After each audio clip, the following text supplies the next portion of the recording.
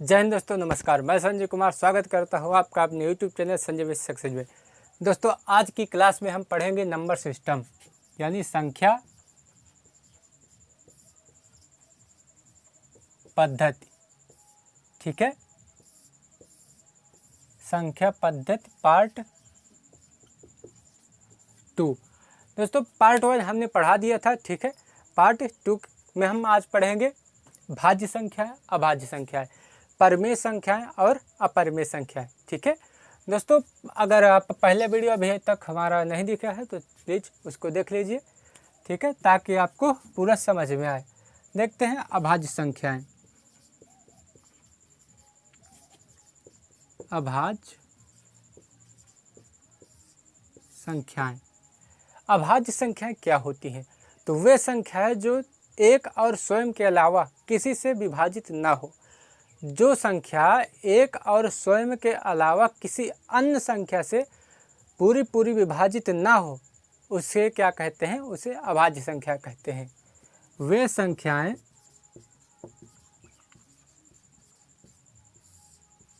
जो एक और स्वयं के अलावा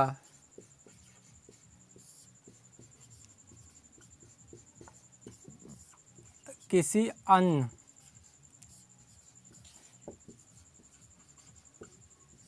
संख्या से विभाजित ना हो, उसे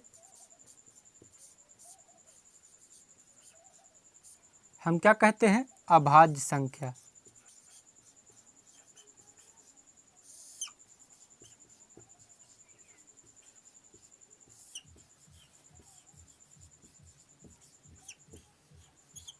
कहते हैं। जैसे देखो दोस्तों, जैसे हमारा क्या है? 7। मान लो सपोज दैट 7। ठीक है, 7 को ले लेते हैं। 7 ऐसी संख्या है जो क्या है? 1 और 7 यानी एक और स्वयं के अलावा किसी संख्या से विभाजित नहीं होगी। ठीक है, इसलिए 7 क्या है? हमारी अभाज्य संख्या है। ठीक है, अब देखते हैं जैसे क्या है आपका 12।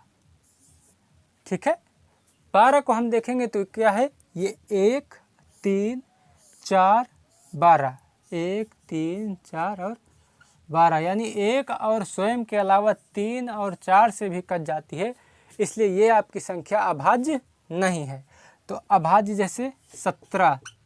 ठीक है, 17 आपकी क्या है? अभाज्य संख्या है। ये दोस्तों एक और स्वयं के अलावा किसी संख्या से भी नहीं कटेगी, एक और स्वयं के अलावा किसी संख्या से विभाजित नहीं होगी। देख लीजिए आप, किसी भी संख्या से काट करके 17 क्या है? एक अभाज्य संख्या है, इसलिए यह एक और स्वयं के अलावा किसी अन्य संख्या से विभाजित नहीं होगी। ठीक है दोस्तों, आशा करता हूँ आप अभाज्य संख्याएं क्या है समझ चुके होंगे। ठीक है, चलिए देखा दोस्तों, अब देखते हैं भाज्य संख्याएं। क्या है? भाज्य संख्याएं। ठीक, भाज्य संख्याएं वे संख्याएं जो एक और स्वयं के अलावा किसी अन्य संख्या से विभाजित हो जाए, वे संख्या क्या है? आपकी भाज्य संख्या कहलाती हैं। जैसे परिभाषा लिख लेते हैं। वे संख्याएं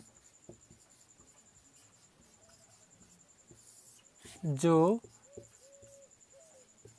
एक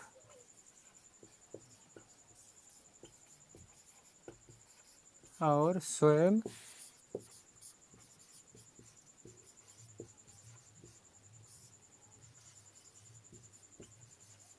किसी अन्य संख्या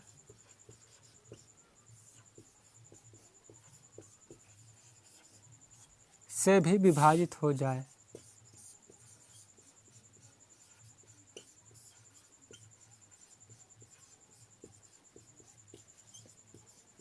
वे आपकी क्या है? भाज्य संख्या कहलाती।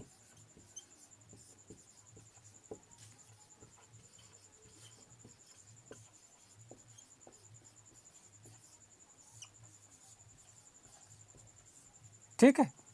वे संख्याएं जो एक और स्वयं के अलावा किसी अन्य संख्या से भी विभाजित हो सकें वो भाज्य संख्याएं कहलाती हैं। जैसे आपकी क्या है 27 है, ठीक है। 27 क्या है आपकी भाज्य संख्या है, ठीक। इसे हम विभाजित करते हैं एक से तो सभी संख्या कट जाती है और स्वयं से भी सभी संख्या कट जाती हैं, जैसे हमने आपको अभाज्य में बताया था। एक और स्वयं के अलावा देखते हैं किससे कटती है, तो ये आपकी क्या है 3 से विभाजित हो जाएगी और ये 9 से भी कट जाएगी, अर्थात ये क्या है भाज्य संख्या है, ठीक है। वे संख्याएं जो एक और स्वयं के अलावा तीसरी संख्या से भी या अन्य संख्या से भी विभाजित हो सके वे क्या है आपकी भाज्य संख्या हैं। जैसे कि ये 27 एक और 27 यानी एक और स्वयं के अलावा 3 और 9 से भी विभाजित हो रही है, इसलिए यह आपकी संख्या क्या है, यह आपकी भाज्य संख्या है, ठीक है।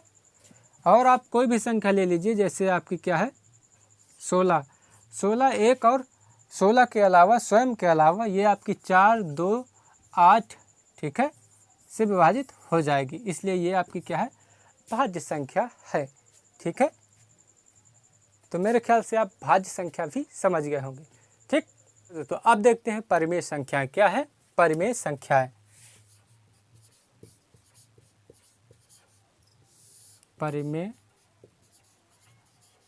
संख्याएं, परिमेय संख्या वे संख्याएं जो p/q के रूप में जिसे लिखा जा सके, जिसे बटा के रूप में लिखा जा सके, ठीक है, उसे हम परिमेय संख्याएं कहलाते हैं, ठीक है। तो परिभाषा से हम समझेंगे वे संख्याएं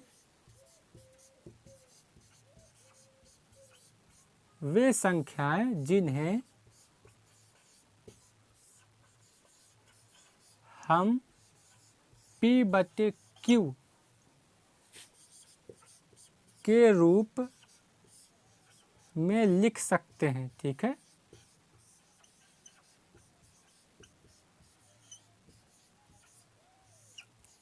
सकते हैं, लेकिन इसमें एक कंडीशन है, ठीक है। शर्त क्या है कि q डज नॉट इक्वल 0, ठीक है।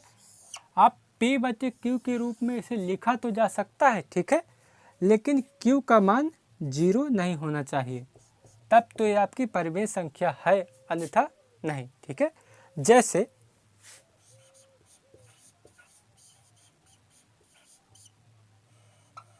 जैसे 3/4, 5/6, 9/13, कोई भी संख्या अगर आप बटे में लिख सकते हैं। अब ये 13, 18, 5, 6 ये भी क्या है आपकी परिमेय संख्या है। अब आप इसमें कहेंगे कि इसमें तो बटा किसी का नहीं लगा है या बटे के रूप में नहीं लिखी है। दोस्तों कोई भी संख्या हो उसका क्या है बटा सदैव 1 रहता है, ठीक है। इसे हम 13/1, 18/1, 5/1 और 6/1 लिख सकते हैं, इसलिए ये आपकी क्या है परिमेय संख्याएं हैं, ठीक है दोस्तों। आशा करता हूँ आप परिमेय संख्या भी अच्छे से समझ गए होंगे। अब इसके बाद हम देखेंगे अपरिमेय संख्या क्या है, ठीक है। अपरिमेय संख्याएं देखें दोस्तों, अब देखते हैं हम अपरिमेय संख्याएं।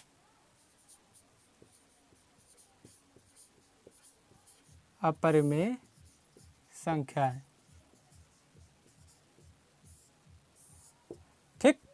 वे संख्याएं जिनको हम p/q के रूप में नहीं लिख सकते हैं उसे हम क्या है अपरिमेय संख्याएं कहते हैं। सिंपल सी भाषा में इसे देखें, वे संख्याएं जिन्हें हम p/q के रूप में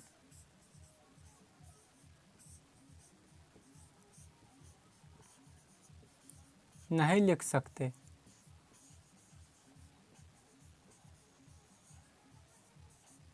ठीक है, वो क्या है अपरिमेय संख्या होती है।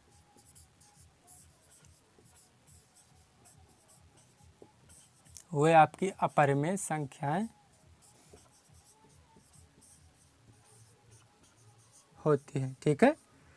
दोस्तों वे संख्याएं जो p/q की अर्थात बटा के रूप में नहीं लिखी जा सकती हैं वे आपकी क्या है, अपरिमेय संख्याएं कहलाती हैं। तो इसमें अधिकतर क्या है आपका अंडर रूट में जो संख्या होती हैं, ठीक है, वह है जैसे √2, √3, ठीक है, √5, जिसे हम p/q के रूप में नहीं लिख सकते हैं। वे सारी संख्याएं आपकी क्या है, अपरिमेय संख्याएं कहलाती हैं। दोस्तों पाई का मान जो होता है, ठीक है, वो क्या है, अपरिमेय संख्या है या परिमेय संख्या है। ये आपका काफ़ी पेपर में इसका क्या है, ऐसा क्वेश्चन पूछा गया है। देखिए दोस्तों, आपको यहाँ पर समझने वाली बात है, अगर पाई का मान 22/7 है, ठीक है, पाई का मान 22/7 है, तो यह आपकी क्या है, संख्या क्या है, परिमेय संख्या है, ठीक है, परिमेय संख्या है। ठीक, अगर 22/7 ना हो करके पाई का मान 3.14 है, ठीक है, तो ये आपका अपरिमेय है, क्योंकि इसे हम बटा के रूप में नहीं लिख सकते हैं। ये जो लास्ट की ये संख्या है ये आपकी क्या है, रिपीट होती रहती है। इसे हम अनंत तक अगर आप जाएंगे तो इनकी क्या है, सीमा समाप्त नहीं होगी। इसलिए अगर आपका पाई का मान 22/7 है, ठीक है, ऑप्शन में दिए है, तो आप इसे टिक करेंगे कि ये परिमेय है या परिमेय, ठीक है। तो आप समझ गए होंगे पाई